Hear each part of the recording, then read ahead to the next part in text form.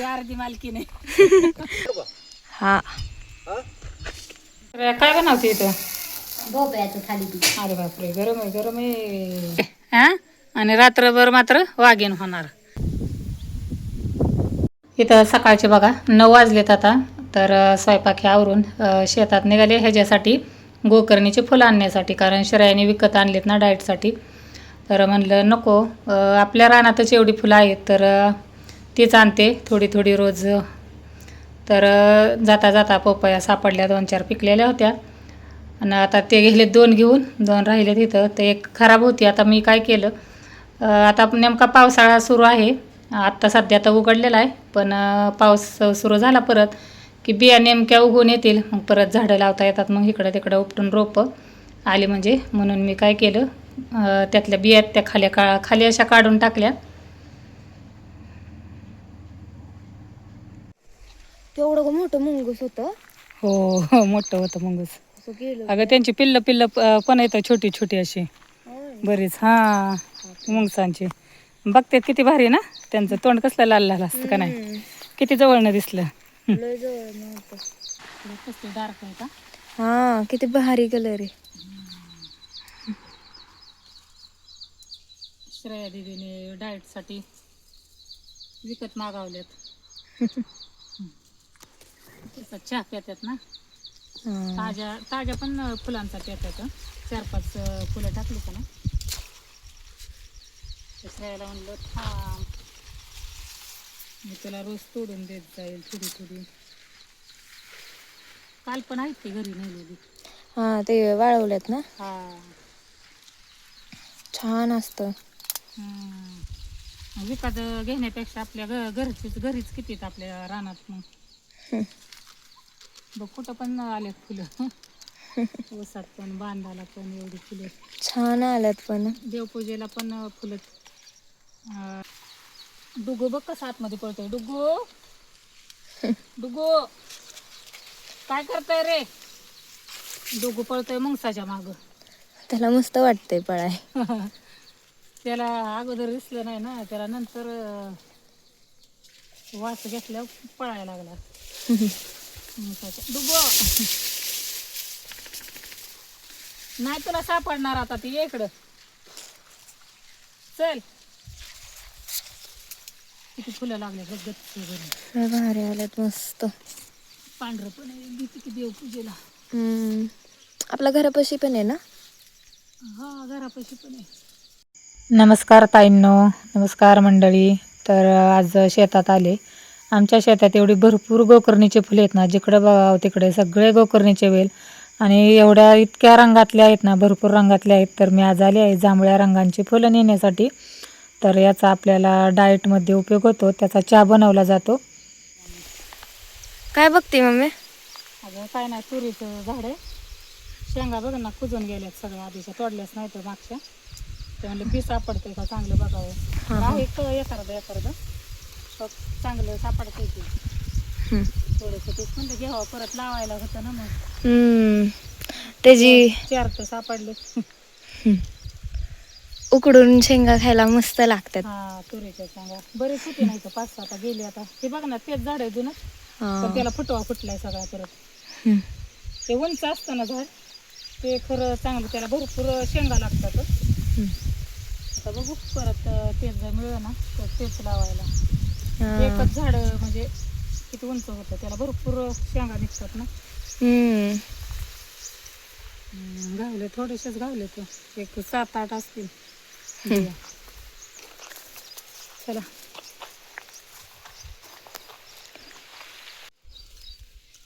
ते वॉटर ॲपलचं झाड लावलेलं आता. इथलं गवत सगळं चारीतलं वर यायला लागले. पाणी आहे ना तर चारीला स्वच्छ करावं लागेल.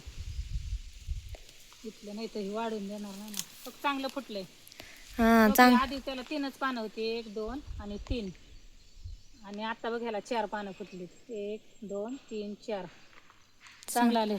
चांगलं आलंय का हो. त्यांचा तर आवाजच निघत नाही व्हिडिओ. आलंय चांगलं. चांगलं आले. 4 आलेत पानं. म्हणजे चांगलं फुटतंय आहे का नाही. म्हणजे हे सेपरेटच ह्याला तुरा फुटून चांगलं आलं. आता ते ॲपलचं झाड कुठं लाव, त्याला जागा सांगा तुम्ही. कुठे लाव इथंच कुठतरी लावायचं. तिथं कुठेतरी म्हणजे तुम्ही जागा द्या. बघा मला ह्यांच्याकडून जागा घ्यायला लागते झाडं लावण्यासाठी सुद्धा. बघा पेरूच्या बघा पलीकडे लावा, हा पेरूच्या पलीकडे लावा झाड. मालकिनीला मालकाचं ऐकाय लागतंय. होय. मी बी अर्धी मालकी नाही. म्हणतेच की मालकीन.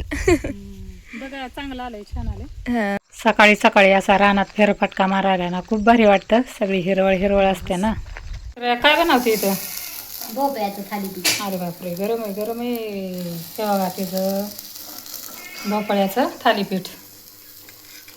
तिथं बघा. आता गॅस कट्ट्याकडे थोडं इग्नोर करा, कारण स्वयंपाक आत्ताच झाला आहे. किचन कट्टा आवरायचा आहे.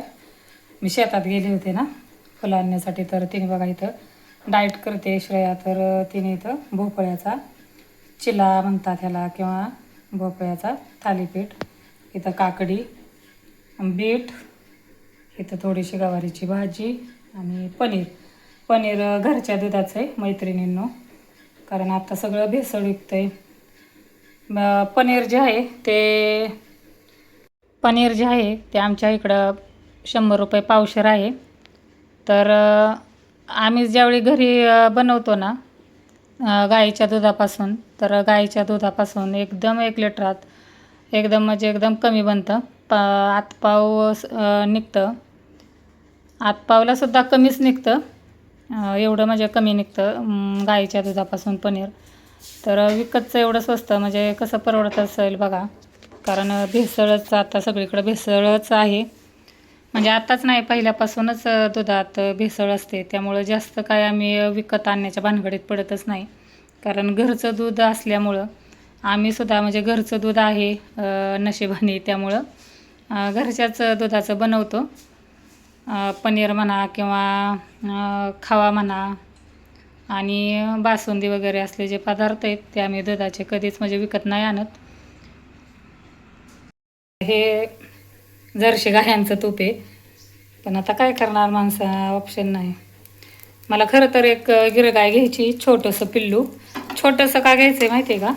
आपण कसं आपल्या मुलांना लहानपणापासून जीव लावतो, सांभाळतो, त्यांना कळतं ना उलट्या हाताने पलटते ना, तसं कुठलं पण बघा, आपण प्राणी असू द्या किंवा काही असू द्या, आपण लहानपणापासून सांभाळलं ना त्यांना खूप म्हणजे आपली पण माया येते आणि गोडी लागते, आणि आपलं ऐकतात ते पण, आणि आपली भाषा पण त्यांना आहे ना कळते. त्यामुळं छोटीशी मी एक घेणार आहे गिरगाय. मला खूप हौस आहे गिरगाय घ्यायची, तिचं दूध पोरींना द्यायचं. पोरी तर दूध नाही खात, त्यांना पनीर हे आवडतं असलं, किंवा बासुंदी घरची केलेली. आता बासुंदी पण आम्ही करतो खूप छान घरची, नाही का आपली.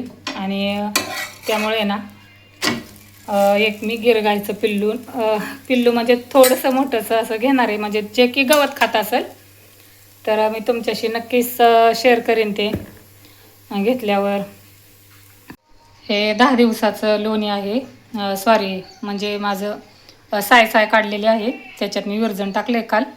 आता मला आज हे पण बनवायचे, दही ताकसुद्धा बनवायचं आहे, म्हणजे लोणी काढायचं आहे मला आज. इथं बघा श्रेयाने हे मागल्या 5-6 दिवसात ऑनलाईन मागवलं होतं, जांभळीची गोकर्णीची जी फुलं आहेत ती. तर याला अपराजिता पण म्हणतात. तर आता म्हणलं कशाला वेस्ट, आता एवढ्या वेळ म्हणलं राहू दे, मागवले तर आपल्या शेतात रानात एवढी फुलं आहेत. तर मी कालपासून तिला आणायला सुरुवात केली. तर इतक्या प्रकारची फुलं आहेत ना, म्हणजे एवढ्या कलरची. तर आता सध्या तुम्हाला 2च दाखवलेत, एक पांढरे आणि हे, आणि घरापाशी आहे जे मी दाखवते कधी व्हिडिओमध्ये ते थोडंसं जांभळं आणि पांढराचं असं आहे. तर ही कालची फुलं. अगदी निघलं बी काढताय. आता दुपारचे 4:30 वाजलेत. तर मला ह्या मनोढ्यांसाठी आणि गायांसाठी चारा आणण्यासाठी जायचं आहे. हे आमच्या मॅडम बघा आता झोप काढून उठल्या सकाळी दूध पिऊन. सकाळ काय ती दिवसभर जे झोपणार होय हां, आणि रात्रभर मात्र वाघीण होणार. बघा आमची वाघीण कशी काय, दिवसभर म्याव मांजर आणि रात्रभर मात्र वाघीण होती, वाघीण होय ग. हां, नुसती रात्रभर जागा होती. इथं मी दुपारी लोणीसुद्धा मी काढून घेतलं आणि गाईचं असल्यामुळे ते पिवळं दिसतंय. आता या ताकाची कढी छान लागते किंवा प्यायलासुद्धा छान लागतं. तर आम्ही त्याची लस्सी पण बनवतो किंवा ताकसुद्धा पितो किंवा कढीसुद्धा बनवतो. तर आमच्यात आंबट हे सगळ्यांनाच आवडतं, ताक, दही, लोणी, तूप हे सगळ्यांना. आता ते सगळं झाल्यावर दुपारचं मी इकडं शेतात आले, कारण आज शेतात भिजणं चाललं असल्यामुळं श्रेयाचे पप्पा भिजवायला गेलेत. मग मला आता असं राहिलेलं हे असे कामं आता मग मला करावी लागतात.